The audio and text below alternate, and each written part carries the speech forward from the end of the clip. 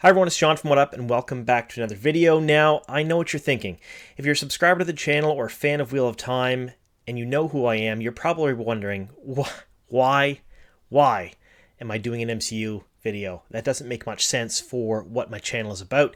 And if you're an MCU fan and you don't know what the Wheel of Time is, or if you've read the series before and you just happen to see this come up in your timeline and you were curious, I don't normally do anything other than Wheel of Time content, but I've been doing a lot of thinking the last few days, and there is a reason why I think Wheel of Time is going to be just like the MCU. And we're going to get into that into this video. We're going to talk just a bit about the comics. We're going to talk a bit about the MCU as a whole with all of the movies and television shows. And then we're going to get into Wheel of Time. We'll talk about the books, the source material, and then the adaptation and what Amazon is going to do with that. Now, there are no spoilers whatsoever with this video, so you don't have to worry about it if you haven't read this series and you've clicked on this video because you're curious to what I'm talking about. I'm not going to ruin the book series for you, and I won't ruin a whole lot about the MCU movies either, so don't worry about that.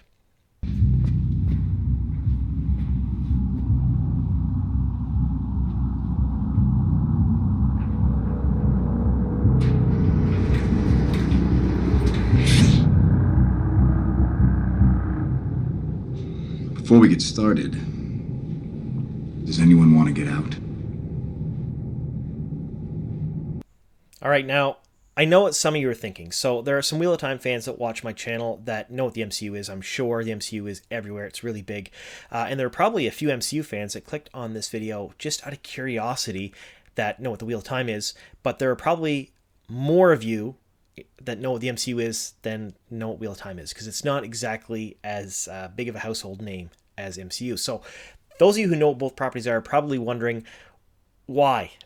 Why am I comparing the two? It doesn't make much sense. I should be comparing Wheel of Time to Game of Thrones, The Witcher, Lord of the Rings, other big fantasy properties that were given television and movie treatments, because that is essentially what's happening. For those of you who are fans of the MCU that don't know what the Wheel of Time is, it is a 14-book series that was first published. The very first book, The Eye of the World, was published in 1990, and it just went on from there, and it ballooned, and it became massive. There's 2,782 named characters.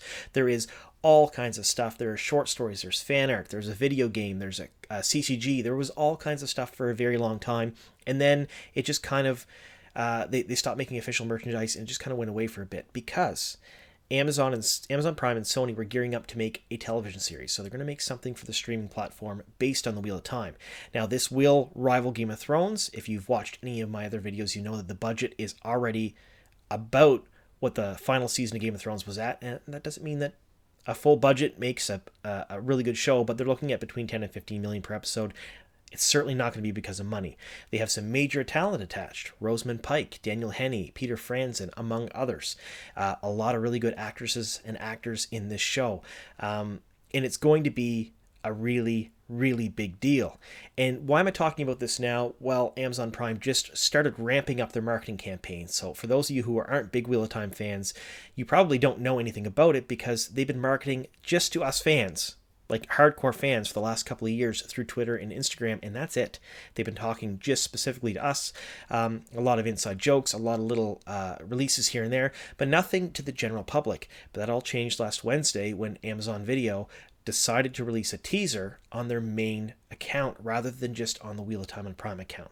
So now more people are starting to talk about it. There's more buzz about it. So it's getting out there. Now, how can I compare these two together? How can I make MCU fans understand a little bit about the Wheel of Time, and how can I make Wheel of Time fans understand a little bit about how it can be like the MCU? Well, let's set this up for you. Essentially, with any television adaptation, there are major changes. It's just the way it is. It's bound to happen. And there are a lot of people in any fandom who are very upset about any change whatsoever. They feel like it should be ported word for word, shot for shot, page per page to the big screen. That's just what should happen in their minds. And that's really difficult because every single person that reads a book series or reads a comic book or looks at anything envision things just a little bit differently in their mind. So when I read the Wheel of Time series, I envisioned certain characters looking a certain way, acting a certain way, sounding a certain way, and then, someone else may be completely different. Even though there are descriptors in the books, there are different things like that, everyone just imagines them a little bit different. A famous man once said, "We create our own demons." Who said that? What does that even mean? Doesn't matter. I said it because he said it. So now he was famous and basically getting said by two well-known guys. I'm going to start again. Now, I know what you're saying. Well, there's cover art, there's official fan art, there's descriptions in the companion and things like that they should go by. There are scenes that should happen exactly as in the books. But that's why I'm going to talk about the MCU. Recently, there's been quite a few teasers coming out, and there's been some very notable changes that we've noticed as fans from the original source material. And they aren't huge. I mean, they're not absolutely massive, but they're there. So I'm going to talk a little bit about the MCU right now, and then we'll get into the changes that we've noticed in the Wheel of Time. So if you're an MCU fan, you're going to know some of the things I'm talking about here. And if you're a Wheel of Time fan, you probably know some of this as well, but maybe you'll learn something new. So that man is playing Galaga. Thought we wouldn't notice, but we did. This gentleman right here, Tony Stark, Iron Man. Now, in the MCU, he was just absolutely phenomenal. He had some of the best one-liners I've ever seen in a show. You know what keeps going through my head? Where's my sandwich? Do not touch me again. Then don't take my stuff. Will that be all, Mr. Stark? Yes, that will be all, Miss Rushman. Thank you very much. I want one. No. Now, in the comics, if you go back to the original Iron Man comics and you look at those compared to the Iron Man movie that came out, they are vastly different. There are similarities, don't get me wrong. The storyline is essentially the same. He is sort of kidnapped in both. He gets shrapnel in his chest going towards his heart for both. He has to concoct a suit to get out of a predicament in both. He comes back, he feels guilty. He constructs a suit to protect the world in both. But the time frames are different. The locations are different. The small details are all different. And in fact, many of the large details are different. But I think almost anyone who watches the Iron Man movies and knows Tony Stark in the MCU will say that the spirit, the absolute spirit of Tony Stark, the character, is kept from the comics to the big screen. But the comics would not go well if they were ported directly shot for shot to the big screen. Now, I know that back when Iron Man first came out, there was a lot of very upset fans because it was not the same as the comics. Now, you're looking at 20 years down the line, there are very few people that complain about that because it is such a success and it is its own thing. It is really, really massive, really, really cool, really, really huge, but completely different than the comics themselves. Then you have this gentleman here, Thor, played by Chris Hemsworth. Hey! We know each other! He's a friend from work! His origin in the MCU versus the comics is similar, but again, completely different. The spirit and the truth of the character is kept in the movies, but it is very different from what is portrayed in the comics. If you took Thor from the comics and ported him to the MCU, the powers are different. His strength is different. What he can do is different. The storylines, how he fights, all those things, they're all very, very different. And he was not really a funny man in the comics, especially going back to the Silver Age comics. He was not known for comedy. But yet, after Ragnarok, Thor is now known for comedy, and that is what the MCU is known for, is comedy as well, because it all started with Tony Stark.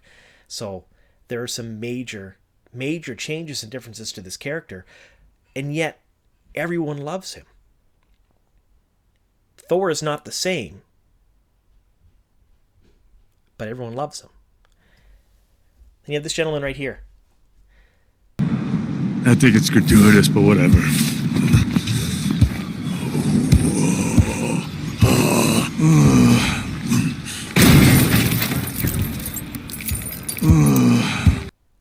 Played by Mark Ruffalo in the MCU, the Hulk. And I mean, you could say other people have played him as well, Edward Norton and whatnot, but we're going to go with Mark Ruffalo's Hulk. In the MCU, the actual origin of the Hulk is a little bit different than in the comics. All the storylines leading up to what is going on in the MCU versus the comics, vastly different. You didn't have World Breaker Hulk. You didn't have a lot of the things that happened in the comics, but they were referenced, or there were little nods to the fans of the comics. There were little tidbits of information and little images in the movies that people who read the comics and liked them would go, All right, I like that. It's really cool. And then you have all of the characters. You have the Avengers, you have Captain Marvel, you have Guardians of the Galaxy, you have everyone. They are all vastly different on the silver screen, well, the silver screen, the big screen, I should say, rather, than they are on the pages of the comics that I grew up on in the early in mid 80s and knew and loved. Now I have a lot of comics from the 60s, 70s, 80s. I collected them quite extensively as a kid, and when the MCU came out, I was very excited for it. And is it different? Yeah, very, very different. Hugely different, but it is its own thing, and it exists in its own little universe, in its own canon, and it is absolutely amazing. And I really do enjoy it. And all these characters that I grew up reading about were brought to life in a completely different way than I expected, but I liked it, if that makes any sense.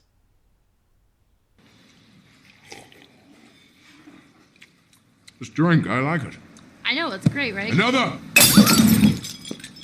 All right, so this is where we're going to go back to the beginning of the video where I talked just a bit about those changes.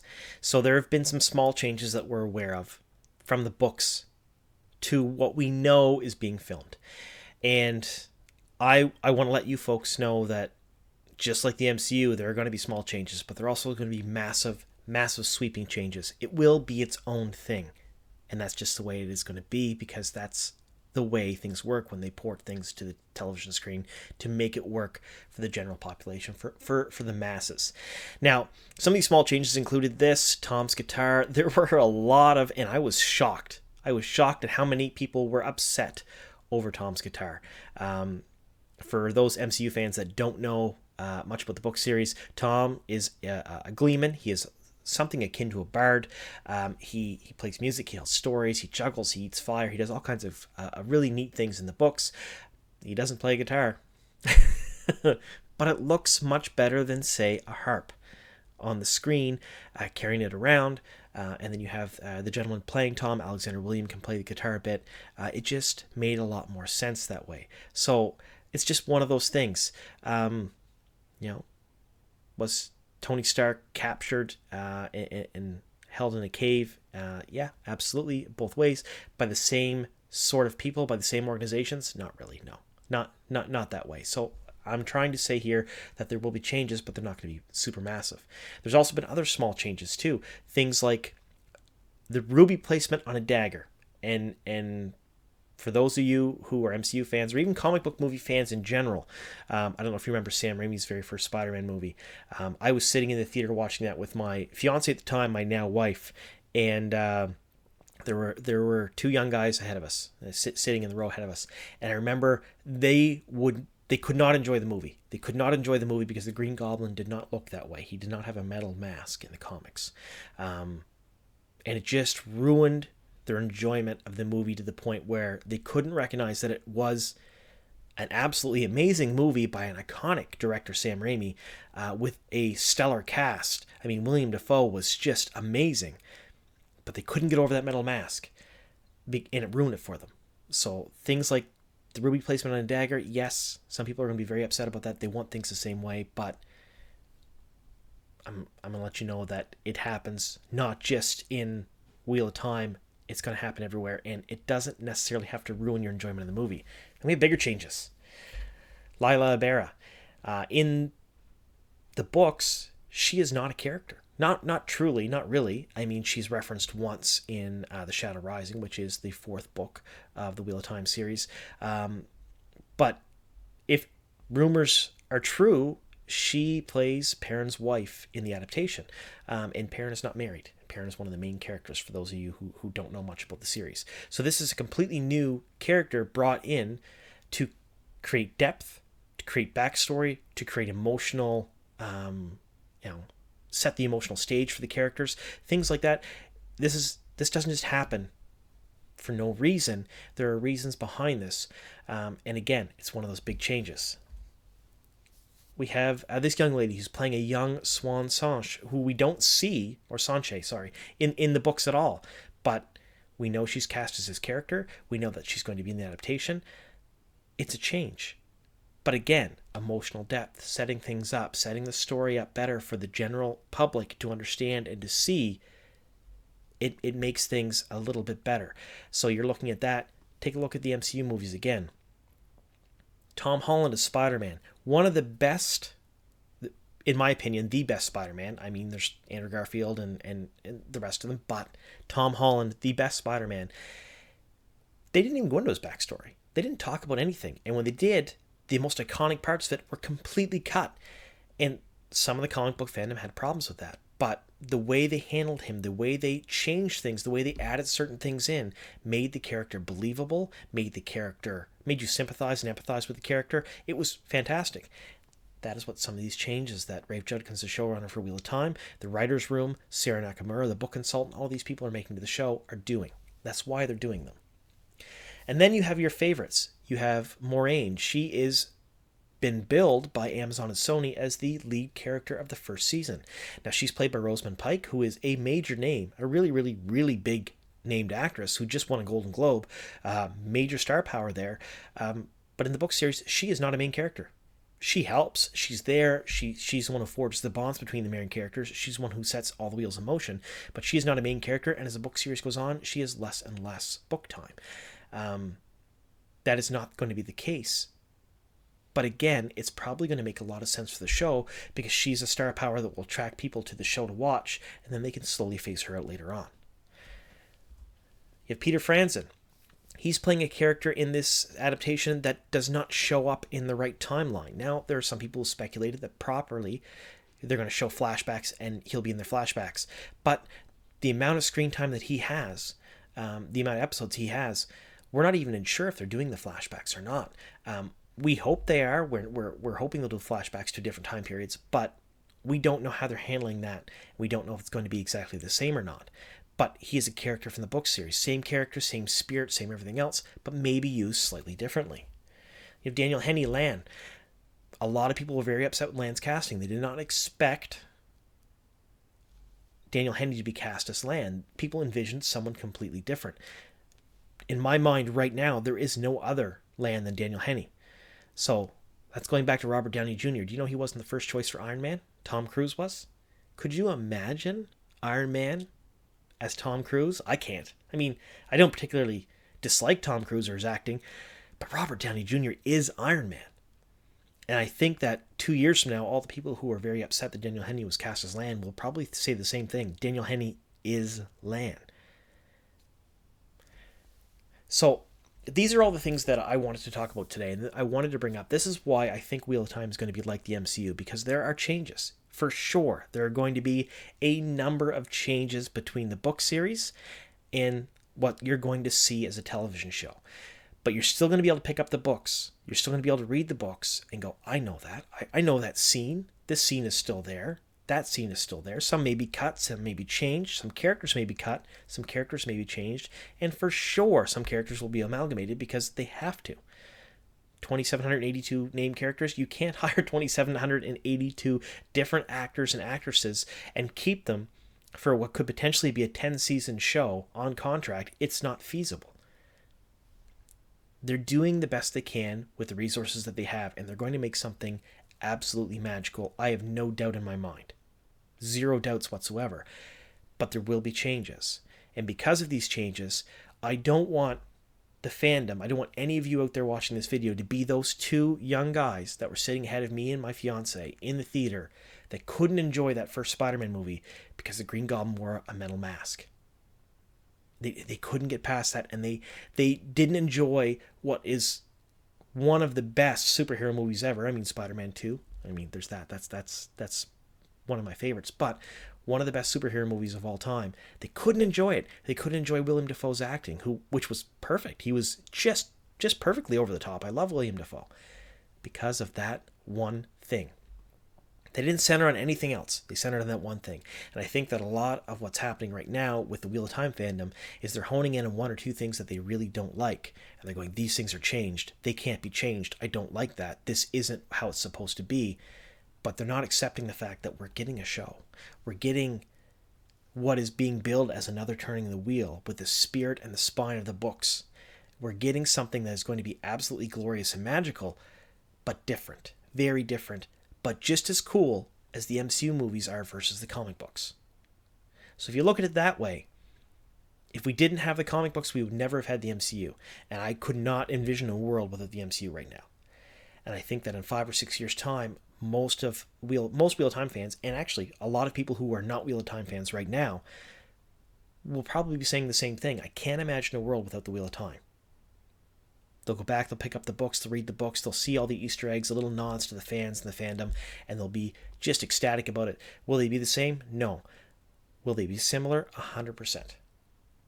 So, what I'm trying to get across here is, even if it's different, it's still something we can enjoy, it's still something we can like, it's still something we can love. So there's that. All right, let me know in the comments down below what you folks all think. Now, some of you MCU fans that have never seen or heard of the Wheel of Time before, let me know what you think. Have you read the book series? Have you picked them up? Are you planning on picking them up now that you heard about this? Are you Googling right now what the Wheel of Time is and when is the show coming out? I would love to know those things in the comments down below. And for you Wheel of Time fans, maybe some of you who are really upset about the changes or on the fence about them, have I changed your mind at all? Have I put your mind at ease at all? There are going to be changes. Are you a little bit happier about how they could be handled, knowing that the MCU and the comics are such vastly different things? These are things that I never really correlated to the last couple of days when I was reading all of the comments from people in some of my videos, and I went, you know what? They're similar in this aspect. So let me know what you think down below in the comments. If you haven't already subscribed to my channel, please do so. Click that subscribe button. I put out 1 to 2 videos per week, usually Wheel of Time on Prime centric or Wheel of Time centric. All the news, leaks, set photos, castings, anything and everything you can think of for the Wheel of Time show, I cover here at the channel. Click that notification bell because they're not always on the same day of the week. All right. Thank you so much for sticking with me here to the very end. Here's to many more.